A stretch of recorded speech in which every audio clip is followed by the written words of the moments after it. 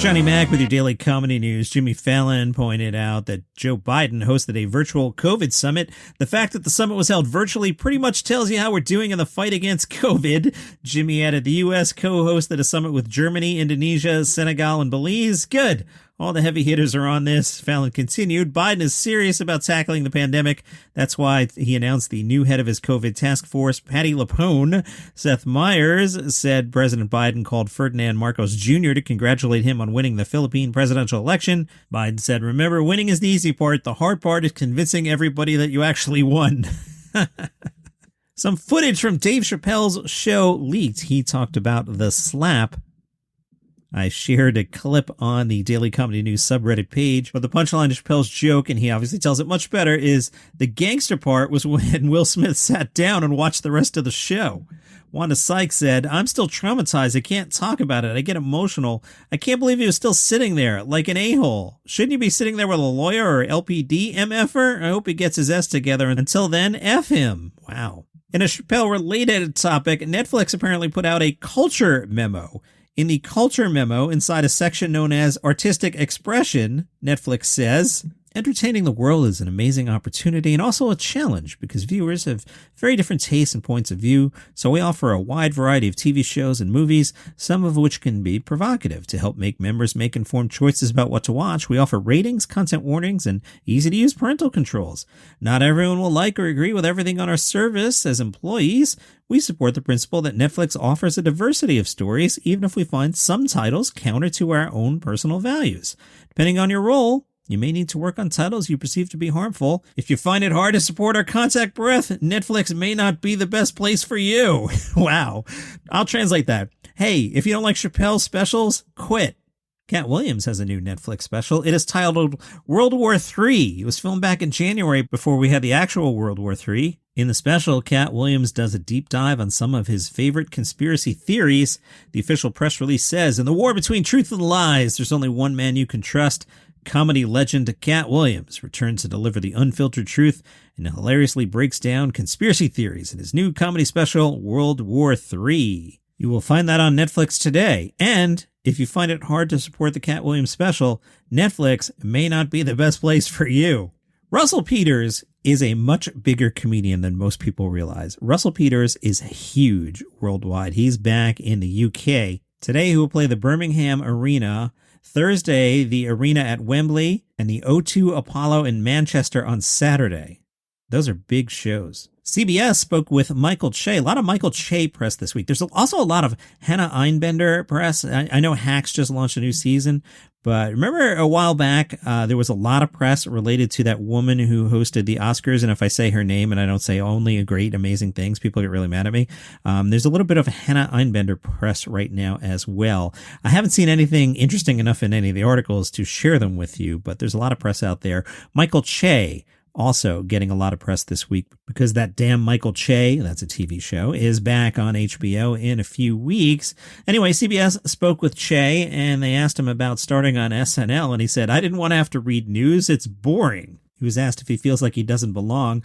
I still feel like at any moment someone's going to tap me on the shoulder and say that. Still, this is like a very lucky thing you get to do, you know? So if I'm found out at any moment, I'll be like, yeah, it's a good con. Michael Che Campbell was named after Che Guevara. I didn't know that. Che says, I like it for maybe a very toxic reason. I do think that controversy brings people to talking, and I think as long as people are talking, it's not all that bad. He keeps going back and forth on if this is his last season with SNL. I had a marital argument at the breakfast table on Sunday. The wife was like, you see, the guy's leaving SNL. I'm like, no, he's not leaving SNL. The headlines keep saying he's leaving SNL, and then you read the quotes, and he says he's not leaving SNL. And I just surrendered the point because I don't really care to win that argument. It's not worth it.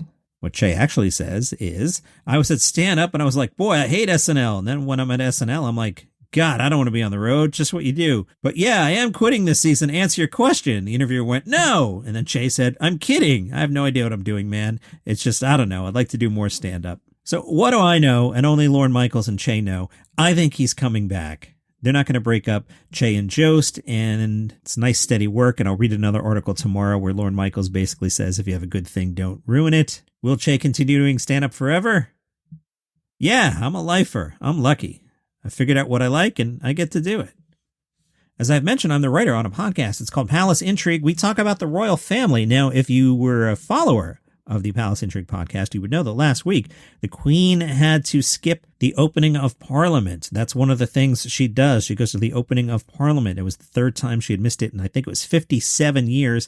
I'm telling you all that so you understand the point of this joke. I'm heading towards a joke here. So Her Majesty missed the Parliament thing, but over the weekend was at Gallop Through History, where she was seen laughing, smiling, and clapping as she watched a number of equestrian performances. Comedian Omid Jalili hosted the celebration, and he said, "Your Royal Highness, on behalf of everyone here, would like to thank you very humbly for picking us over the state opening of Parliament. You did the right thing, and I won £5 in a bet with my local kebab shop owner in Ipswich." Her Majesty enjoyed the joke. Palace Intrigue, wherever you get your shows. Let's talk TV. I have seen the entire George Carlin documentary. It is currently number 1 on my list of comedy specials and movies and things. Number 1 on my list of top whatevers of 2022. The Carlin documentary, out Friday on HBO, is fantastic. Like, you know how good the Beatles one was? It's that good. It's really, really, really good. Late Friday, I did an interview with Kelly Carlin. I will air that on this podcast on this Friday. We had a very nice conversation about the doc, and it was good to catch up with Kelly. I don't have anything to say about the most recent Saturday Night Live other than it just wasn't good. It was one of those where it's like, oh, this sketch ain't going anywhere, and I was fast forwarding. Even the news was flat. Nothing good there. There was a Steve Martin appearance. It just wasn't good. It was the worst episode in quite some time. While I was in TV mode, I watched Ronny Chieng's special. I told you I had to get back to it. It was okay, and about 45 minutes into the 60-minute special, I kind of had enough and I bailed. So that's not great. I love his first 2 specials. This one just wasn't really grabbing me. And then I was like, what should I watch? And Netflix was like, Mike Myers, The Pentaverate. And I was like, all right, I expect this to be terrible, but I'll give it a shot. I expect it to be terrible because some of the later Mike Myers stuff just wasn't really floating my boat. So I put on The Pentaverate, which also co-stars Macpacker Keegan-Michael Key. And, oh my goodness, it's fantastic. I loved it. It's Mike Myers level comedy, dumb jokes, funny plays on words. He does different characters, but the characters are definitely not annoying. And there are a couple of them that I actually really like and want to spend time with. So The Pentaverate on Netflix gets a thumbs up out of me. That's also going to make the year-end list. It's really good. I was surprised by it. I shared on the subreddit Daily Comedy News, someone had posted a clip of the version of The Office that airs in India. It's really good. So you'll see, I don't know how to describe them. The analog to Jim and the analog to Dwight. Well cleaned up there, Johnny Mac. The analog characters are doing the scene that's very early in the American Office where they're fighting over where one desk ends and the other begins, but they add some local flavor to the comedy. I thought it was a really good scene, so you'll find that on the subreddit. And I put on The Kids in the Hall. Oh, I don't know what I wanted, but that wasn't it. Even the first sketch out of the box. And, you know, that's kind of, when you would come back, the first sketch when somebody hits play, kind of important. And I was like, this is okay.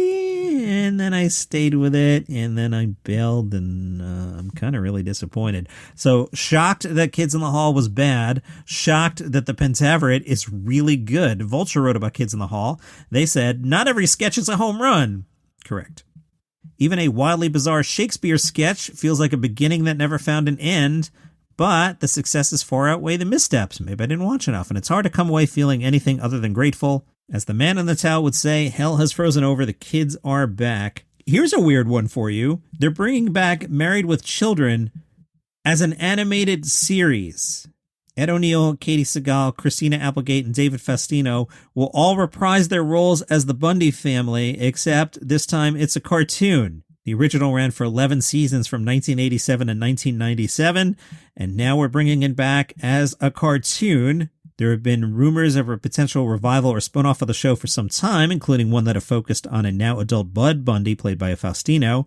But I'm wondering what this is. Is it just, say, season 12 of the original series, but now it's animated? Are they going to go Brady kids and hang out in a treehouse and hang out with pandas? Are they going to go to space? Like, what is this and why? Married with Children, the animated series, coming soon.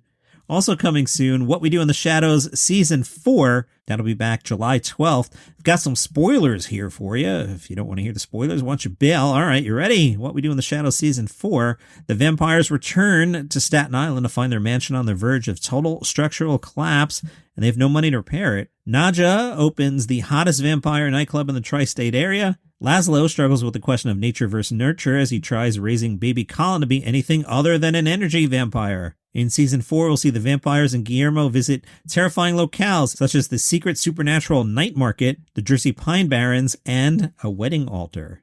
Let's take yesterday's bad news bit and beat it into the ground. Hey, Patton Oswalt, bad news. MODOK, the show you're on, canceled. Remember that one? It was on Hulu. Patton Oswalt voiced the title role of MODOK, who's a supervillain struggling to balance his company and family. It was okay. I won't miss it. Forgot it existed. Hey, Joe Coy, bad news. Remember you were developing a sitcom with ABC about you and your mom? ABC said no. The hope is to redevelop the idea. They want to stay in business with you, Joe Coy, but they didn't like that version of the show. Sorry. And for you Brits, if you're wondering about Stath Lets Flats, Jamie Demetriou says, I'm not shutting the door on Stath Lets Flats. Jamie said, I was so terrified of the response to Series 3 because I had a really hard time writing and shooting it, and you assume it's going to be conducive to a bad product. The feeling of relief I had that it wasn't a disaster was overwhelming. As for whether it's the end of the show, I think there's more to that universe. I'm not shutting the door on it. But I said I was taking a pause, which got me construed as taking a career break. I was working on the series for 10 years, so I'm just trying to work out what I want to do next. And that is your comedy news for today. You can follow this show for free on Apple Podcasts, Spotify, wherever you get your shows. See you tomorrow.